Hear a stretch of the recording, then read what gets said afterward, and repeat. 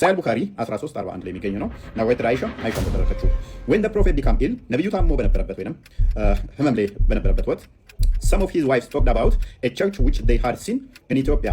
It was called Maria. የተወሰኑ ሚስቶቹ በኢትዮጵያ ስላዩት ማርያም ስለምትባለው ቤተክርስቲያን ይወያያሉ፣ ይነጋገራሉ። ኡሙ ሰላማ እንደ ኡሙ ሀቢባ had been to Ethiopia. ኡሙ ሰላማ እና ደግሞ ኡሙ ሀቢባ የሚባሉት ኢትዮጵያ ሄደው ነበረ። and both of them narrated it is the church's beauty and the pictures it contained. እነሱ ሚስቶቹ ማለት ነው ኡሙ ሀቢባ እና ኡሙ ሰላማ ቤተክርስቲያኒቱ ስለያዘችው ቅዱሳን ስዕላት ውበት፣ ቁንጅና እያወሩ ነበር። መሐመድ ታሞ ተኝቶ ማለት ነው። the prophet raised his head and said ነብዩም መሐመድ ማለት ነው ጭንቅላቱን ቀና አደረገና እንደዚህ አለ those are the people who whenever a pious man dies amongst them make a place of worship at his grave and then they make those pictures in it.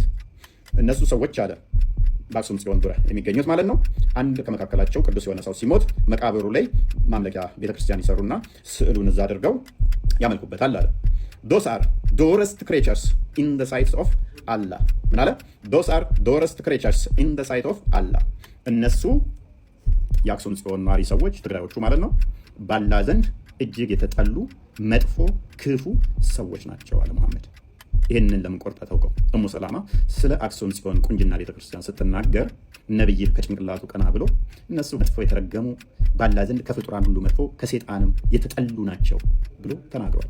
ዛሬ ላይ አክሱም ጽዮን ቤተክርስቲያን ስር መስጊድ አልሰራው ካልሰራ የምትለው ነብይ አስቀድሞ ስለ አክሱም ጽዮን ቤተክርስቲያን በሰማ ሰዓት በዙሪያ ስለሚኖሩ ሰዎች የሱን ተከታይ ተቀብለው ተንከባክበው ስላቆዩአቸው ከማመስገን ይልቅ በእንደዚህ አይነት ሁኔታ ከሰይጣንም ይልቅ የተጠሉና መጥፎ ናቸው ነው ያለው።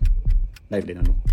እንደ እፎይ አይነቱ በግ ነብዩ መሐመድ የአክሱም ጽዮን ነዋሪ ሰዎችን ከፍጡራን ሁሉ መጥፎ ብሎ እንደተሳደቡ ያስባልና ነገን ግን ሐቁና ታሪካዊ እውነት ከዚህ ሙሉ በሙሉ የተለየ ነው። ዛይ በዚች ዝርዝር ዘገባ የተሳሳተ ግንዛቤ ከየት እንደመጣና ትክክለኛው የሐዲሱ ትርጉም ምን እንደሆነ በዝርዝር እናያለን። ታሪኩ የሚጀምረው ከመጀመሪያዎቹ ስደተኞችና ከነብዩ ባለቤቶች ኡሙ ሰለማና ኡሙ ሀቢባ ጋር ነው። በአክሱም ኢትዮጵያ በቆዩበት ወቅት የተመለከቱትን እጅግ የሚያምር ቤተክርስቲያንና በውስጡ የነበሩትን ስዕላት ለነብዩ ገለጹላቸው። ነብዩም የሰጡት ምላሽ ለዘመናት አከራካሪ ሆኖ ቆይቷል። ዛሬ ግን እውነታውን እናጋልጣለን። ይህን ታሪክ በጥልቀት ለመረዳት በመጀመሪያ ስደቱ የተካሄደበትን ሁኔታ ማወቅ አለብን። በመጀመሪያዎቹ ሙስሊሞች በመካ መከራ ሲበዛባቸው ነብዩ መሐመድ የላኳቸው ወደ አቢሲኒያ ወይም ኢትዮጵያ ነበር። ለምን? እዚያ ዘንድ ማንም የማይበደልበት ጻድቅ ንጉስ አለ ብለው ስለሚያምኑ ነው። በወቅቱ ኡሙ ሰለማና ኡሙ ሀቢባ በአክሱም ምድር በነበሩበት ወቅት የቤተክርስቲያኖቹን ጥበብና ውበት ተመልክተዋል። በተለይም በውስጣቸው የነበሩትን ስዕላት አይኮንስ አይተው ተደንቀዋል። ወደ መዲና ከተመለሱ በኋላ ይህንኑ ውበት ለነብዩ አጫወቷቸው። ሐዲሱ በሰሂህ ቡኻሪ ቁጥር 434 እና 1341 እንዲሁም በሰሂህ ሙስሊም ላይ በዝርዝር ተመዝግቦ ይገኛል። ነብዩ ይህን ሲሰሙ የመለሱት ቃል እነዚያ ሰዎች ኡላኢከ የሚል ነበር። እዚህ ጋር ነው ትልቁ ጥንቃቄ የሚያስፈልገው። ነብዩ እነዚያ ሲሉ ስለ ማንነታቸው ወይስ ስለ ድርጊታቸው ነው የተናገሩት የሚለውን ነጥብ በሚቀጥለው ክፍል በዝርዝር እንፈተዋለን። ይህን ለመረዳት የሐዲሱን መንፈስና የወቅቱን የሃይማኖት አስተምሮ ማገናዘብ ይግድ ይላል። አሁን ወደ ዋናውና ዝርዝር መረጃ እንግባ። ነብዩ መሐመድ የተናገሩት ትክክለኛ ቃል እንዲህ ይላል። እነዚያ ሰዎች በመካከላቸው አንድ ጻድቅ ሰው ሲሞት በመቃብሩ ላይ መስገጃ ቦታን ይገነባሉ፣ በውስጡም የእነዚህን ምስሎች ያደርጋሉ። እነሱ አላህ ዘንድ ከፍጡራን ሁሉ መጥፎዎች ናቸው።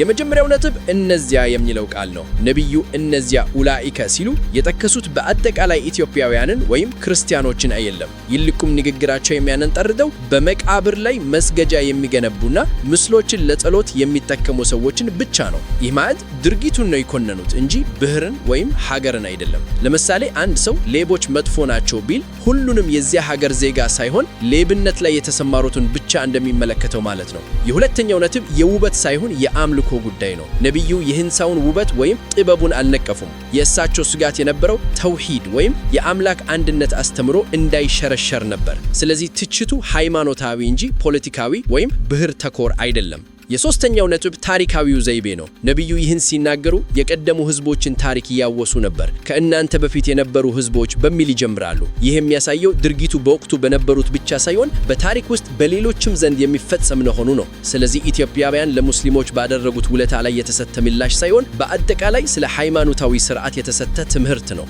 ይህን መረጃ ለማን ይመለከታል?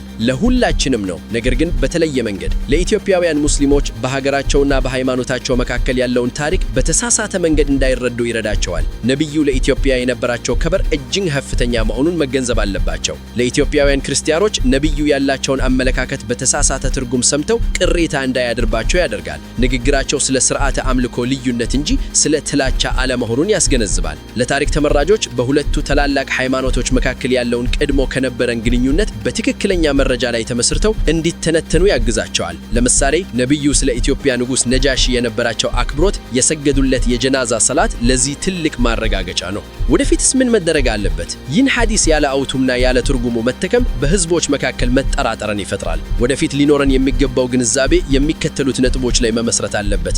አንደኛ፣ ቃላትን ከንዱዳቸው መረዳት፣ እነዚያ የሚለው ቃል ገዳቢ መሆኑን ማወቅ። ሁለተኛ፣ ነቢዩ ስለ ኢትዮጵያ የነገሩንን ሌሎች በጎ ንግግሮች ማስታወስ፣ አቢሲኒያዎችን እስካልነኳችሁ ድረስ እንዳትነኳቸው ማለታቸውን መዘንጋት አለብንም። ይህ ካልሆነ በስተቀር ጠባብ አመለካከት ያላቸው እንደ እፎይ አይነት ሰዎች ይህን ሐዲስ ለፖለቲካዊ ትርፍና ለህዝብ መከፋፈያ ሊጠቀሙበት ይችላሉ። ትክክለኛውን ዕውቀት ማጋራት መፍትሄው ነው።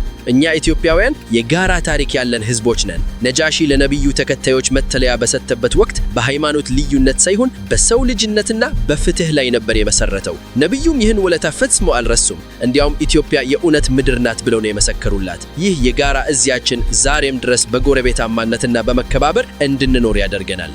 እንደዘገብኩት ነቢዩ ሙሐመድ ኢትዮጵያውያንን አልሰደቡም፣ ይልቁም ስለ ሃይማኖታዊ ጥንቃቄ አስተምረው እንጂ። ይህን ሐቅ ለሁሉም በማጋራት የተሳሳተውን ትርክት በአንድነት እናርመም። አስተያየታችሁን ኮሜንት ላይ አሳዩን።